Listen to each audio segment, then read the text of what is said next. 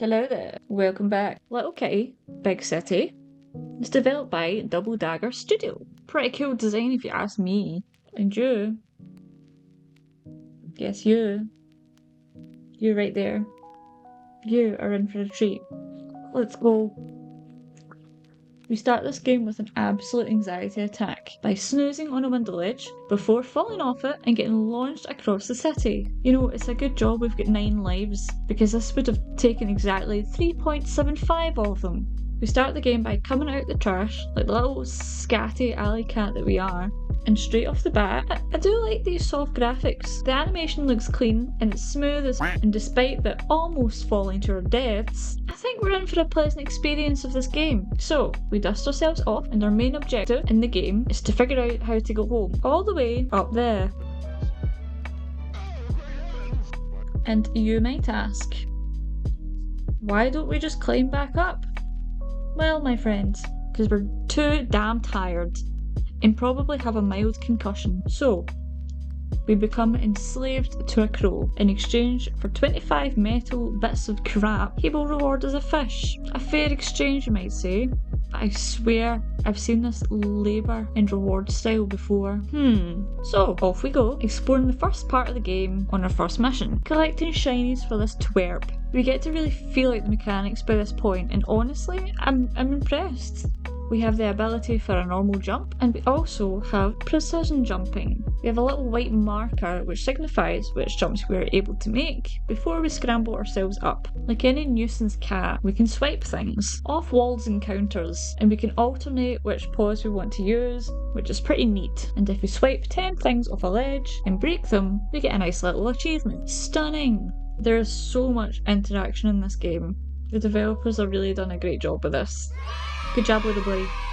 Good job. We can run around and scream our heads off. Meowing at animals in particular gets them to talk back. I'm fighting a sneeze, sorry.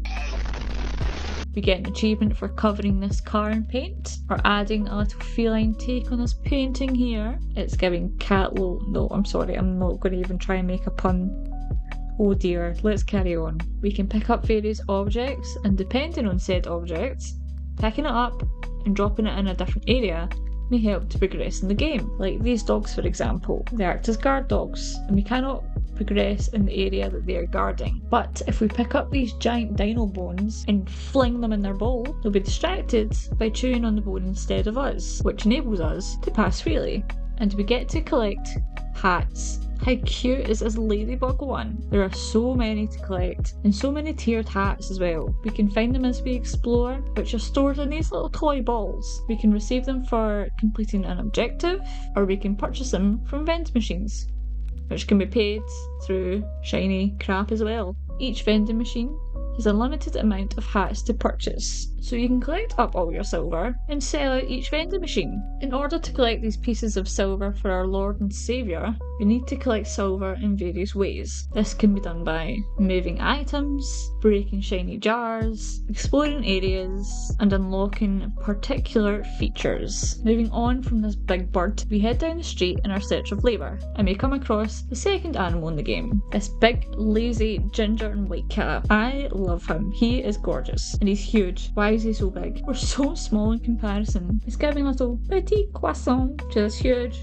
loaf of bread. But I do absolutely love our character design, and I love how big and fluffy the outdoor cats are in this game. He teaches us to hunt birds. Look, if we were so hungry, we could really just pounce on these little guys and eat them alive. But this is a light-hearted game.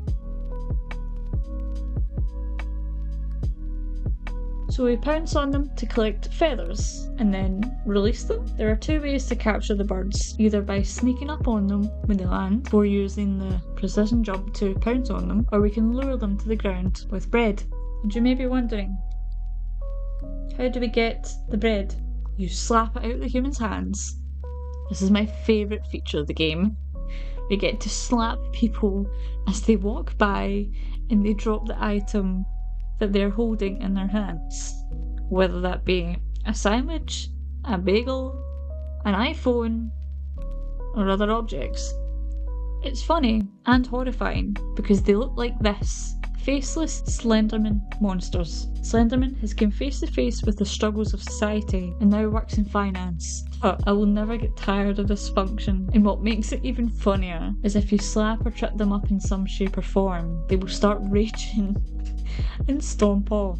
Some of the NPCs are really sweet. A few of them might stop, they might even take a picture of you, and you have the ability to nuzzle them, which elicits a cute little happy reaction from them. But I like to slap them and steal their belongings. As we continue to look for scrap like the peasant we are, we're introduced to Tanuki, who is stuck in a pipe. I sorely mistook this animal to be a raccoon, but she actually corrects us. And, well, these wee guys are adorable. Look at them! They're Japanese raccoon dogs, and they just look so nice and cute to cuddle. This little nerd has been building a space dimension portal thing, and has flooded the city with her inventions. Which makes sense as to why the place is so wet, to be honest. I mean, why is there giant puddles everywhere? I guess it makes sense now. After meeting her, and in exchange for those bird feathers we collect, we're able to use her portal to unlock new places to explore. Pretty cool, with pretty colours too.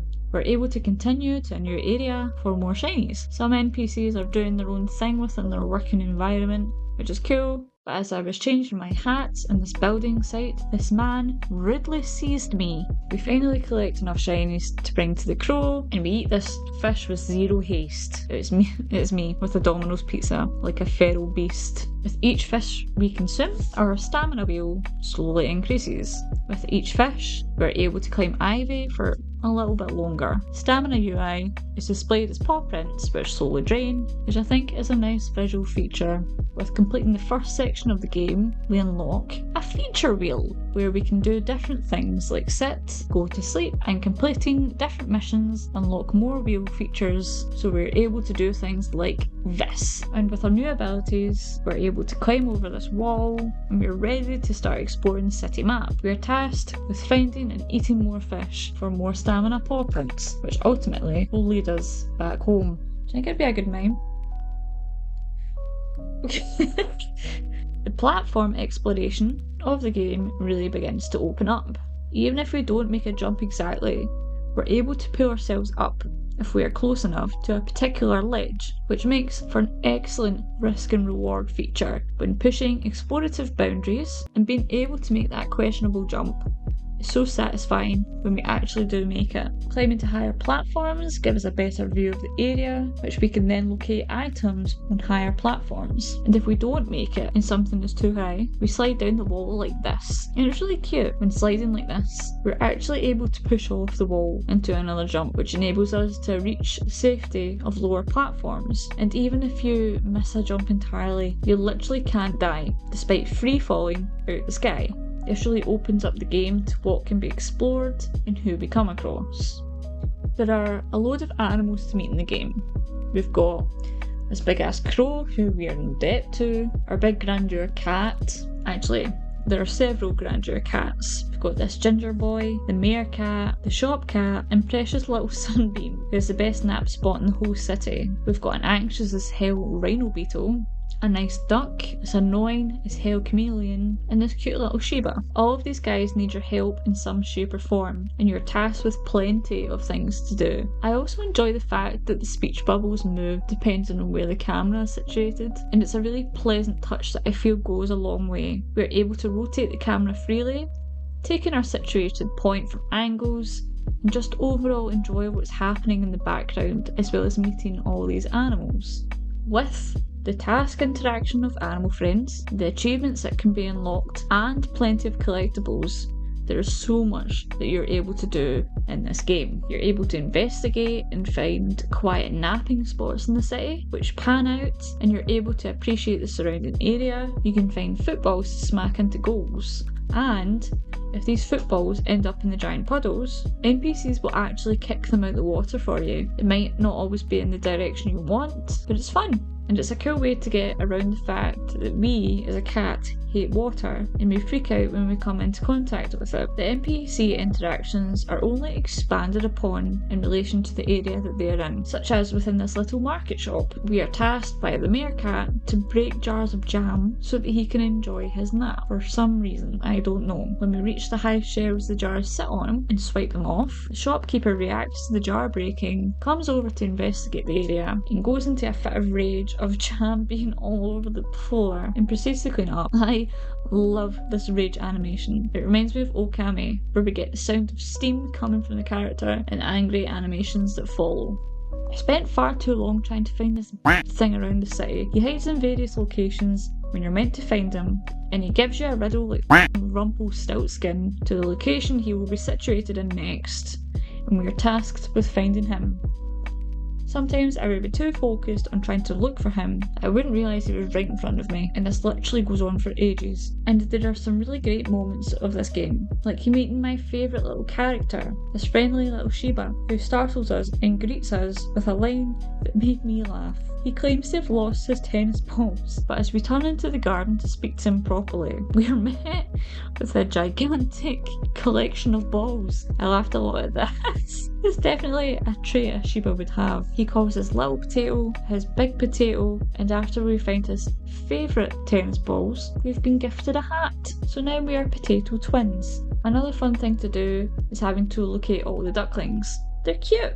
We return them to Father Duck, who resides in my favourite location of the game. I mean, look at this gorgeous little Japanese garden. It's so calming and peaceful. It's a little bit of zen and relaxation in a busy city. I really just took my time exploring this game and what it had to offer. Initially, I was intrigued to whether or not this game would live up to my expectations. The cat game I had previously played being Stray, and how excellent it was. I wanted to go into this game unbiased, being a huge Stray fan, and honestly, it did not disappoint. This game is a solid staple in its own take of a cat game, and I enjoy how warm and cosy it is, in contrast to Stray's darker aesthetic, and it just makes for an easy, enjoyable game, which made me laugh along the way. Another one of my favourite things to do is sit on the pavement and spit in disgust as they all walk by. Once we have collected all the fish, we are ready to make the great climb. I'm making my way up this building, Jack and the Beanstalk style, and Tanuki is having a conversation with this giant lizard. She's crazy, but it's not my business. And I can see why we had to eat about 30 different fish, because Jesus, this is high. We finally make it to the summit, and we learn nothing. We just go back to our nap place that almost killed us in the first place.